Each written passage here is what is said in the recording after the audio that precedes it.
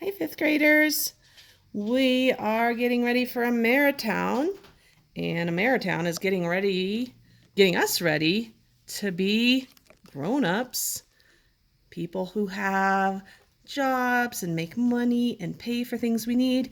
It's very exciting. We're practicing it in Ameritowne now, but we're getting ready for our lives as we get older and more mature and have more responsibilities. So we're going to look at a way to pay for things using checks. We've talked about this a little bit in class, but since it's a brand new skill for most of us, we are still needing a little more practice. So here's a video to help you remember all the steps to writing a check. Remember, a check is just a piece of paper, but it's a promise. When you give someone a check with their name and a certain amount of money written on it, you are giving them a promise that when they take this piece of paper to the bank, that the bank will give them this amount of money. So you're not giving them actual dollar bills. You're giving them a promise that when they take this to the bank will give them those dollar bills, if they want dollar bills, or it will move the money into their checking account so they can spend it with their checkbook for other things. So when you write a check, you must always be sure that when you say, I promise that my bank will give you this money, you have to make sure you actually have that much money in your bank account, because the bank can't give that person any money if it isn't already in your bank account at the bank. So always be sure when you're writing a check, you're making a promise that the bank will give them this money out of your account. The bank won't do it if that money's not there in the account. So never write a check for more money than you actually have in your bank account. Okay? So these are our Ameritowne practice checks. Real checks, when you have a checking account, will have your name printed on them, and they'll have your account number printed. They'll have a check number printed. So these three lines, the name, the account number, and the check number, we're going to fill in because we're practicing on real checks. They would already be there. So I'm going to put my first name. It's not really Miss, but that's okay. Ms. Williams. And my account number, you should have your assigned account number for Ameritowne. And real life at a real bank, your number would be much longer than this. But in Ameritowne, we have 3-digit numbers, 152, 139. I'm going to pick 175 for my Ameritowne bank account number because no one has that number in the 5th grade. So 175 will be my bank account. I'm going to use that on all of the things that I write that my bank is going to be looking at, because they want to know which account they have to take the money out of and put it into. Now over here, this is check number. I'm going to wait for a second on that one because we're practicing. When we actually have our Ameritowne checks, we'll just write numbers on them in order, 1, 2, 3, 4, 5, 6, 7. For now, we're going to be practicing, so I'm going to leave that blank for 1 second. This here is the date line. So when I get ready to write this check, I'm going to put the month and the day here. And they already filled in the 2000 part of the year. We're going to put the rest of it. So 2020 is what we're going to put in. Pay to the order of, that's a really fancy way of writing your promise. Remember I said this is your promise that you're going to pay this person, or your bank will pay this person out of your account for you whatever money you put on this check. So you have to tell the bank who the money is going to. So you're going to put the person's name or the business name right here. That's who gets to get the money from your bank account and put it in their bank account. Then you're going to put the amount of money they're going to get here.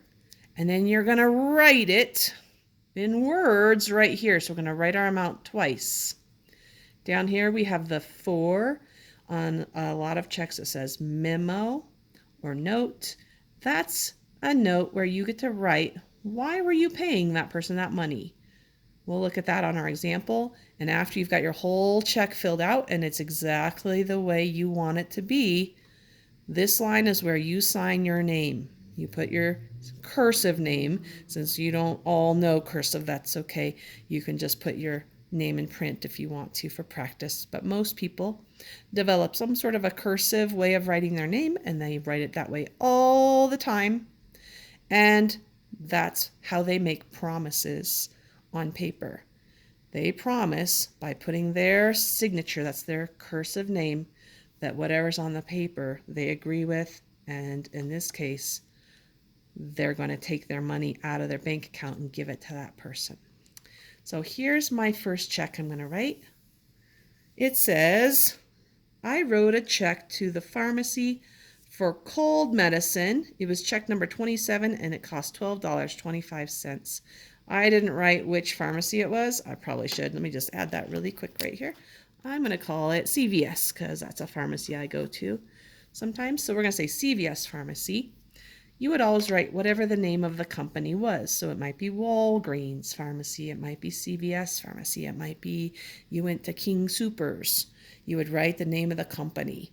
Maybe you were writing a check to me because you were paying me for some snacks out of the snack store. You would write pay to the order of Miss Williams if you were giving Miss Williams the money. So make sure you put the name, and it's a proper name, so it's going to have capital letters. So let's start out here. Today's date is February 18th. You can write F-E-B if you want to, capital F-E-B, or you can write the number. When I write checks, I usually always write the number 218. A lot of people like to write F-E-B for February. Some people I've seen even write the whole word February for the month. Those people are fancier than I am. I tend to be really kind of want to be fast when I'm writing a check, so I usually just write the numbers. Today's date is February 18th. They already wrote the 2000 part, so I'm just going to add the 20 because we're in 2020 is our year. Okay. The check number, it told me on my scenario here, it was check number 27. So I'm going to put check number 27 up there. Who am I writing this to? Who am I paying? Who am I promising to give this money to? I'm giving it to CVS Pharmacy, and I need to use capital letters because it's somebody, or in this case, some company's name. CVS, and every part of their name gets a capital at the beginning. So the CVS is 3 letters. It's not a word by itself, so each one's a capital. And then pharmacy is a word. The first letter of the word gets a capital. It is a proper noun. How much am I going to pay them? I'm going to pay them $12.25.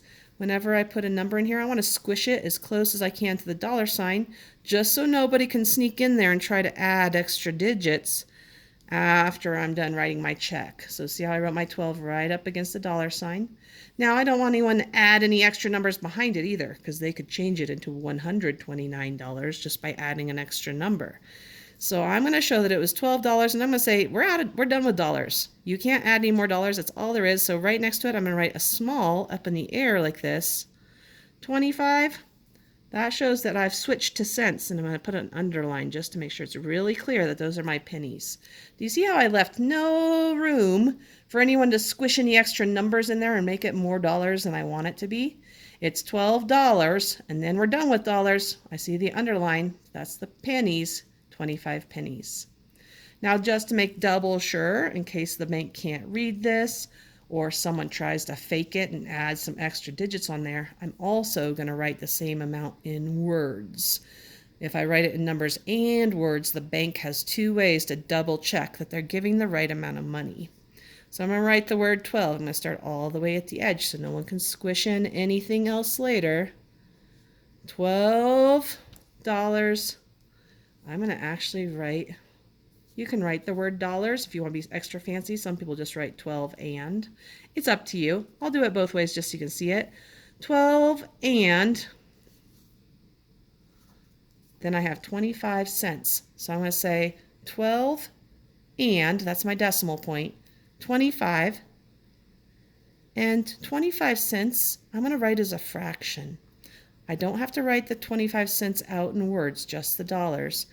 But the cents, the pennies, are 25 out of, how many pennies in a whole dollar? It's 100. So my pennies will always be out of 100. So I'll always write my dollars in a word, my decimal point with an and then my fraction for my pennies, 25 out of 100. And at the very end, it says dollars for us. So we want to write 12 and 25 hundredths So I don't want anything else written. I'll put a line all the way to the end. You see that? It just means I was done writing. No one can add any other words there.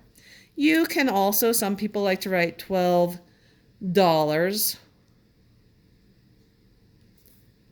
and 25 100ths, and then they draw the line even though it says dollars already. It's up to you how fancy you want to be.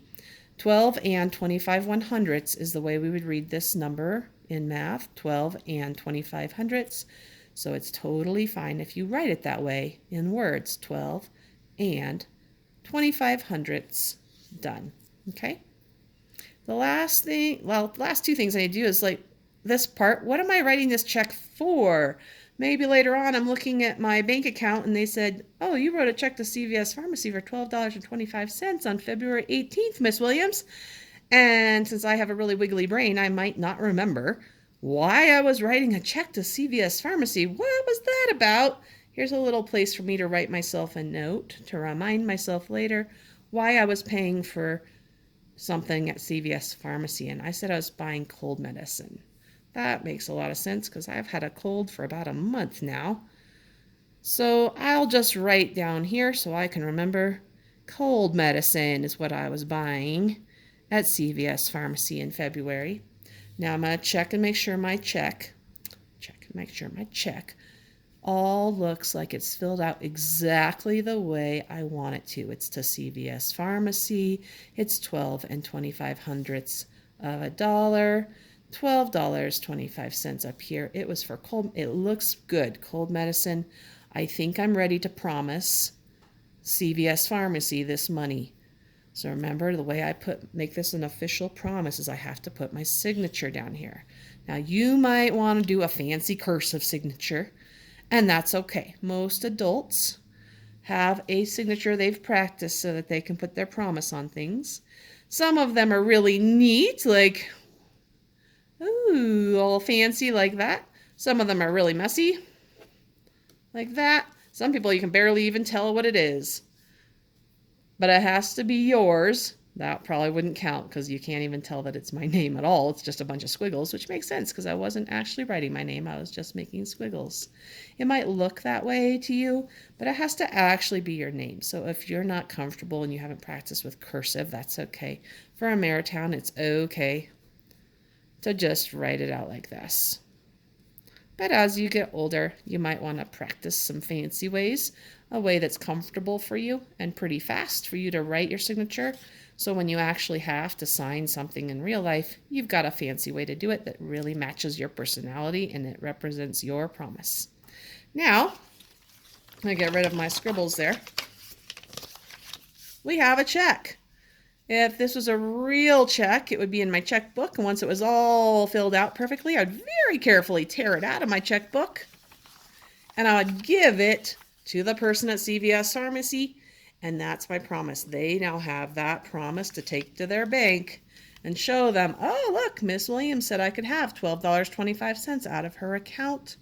The bank would say, yep, she signed that promise. She did promise it. We'll give you 12 of her dollars and 25 of her cents out of her account, and you can have it in your account. That's how we write a check. Practice a lot of these fifth graders because this is a new skill and it has a lot of different blanks and parts and things to remember. It's not super hard, but all those parts, getting them all right and remembering to do them all, takes some practice. It's just like anything that has a lot of parts to it. The more you practice, the easier it'll get, and after a while, you won't even have to think about it anymore. So give it lots of practice and be ready to start writing checks so you can buy things by making promises to pay people out of your bank account using a check. Have fun writing checks and learning how to become more and more responsible young people who are becoming adults. Good job, fifth graders. Go practice writing checks, and I'll see you next time.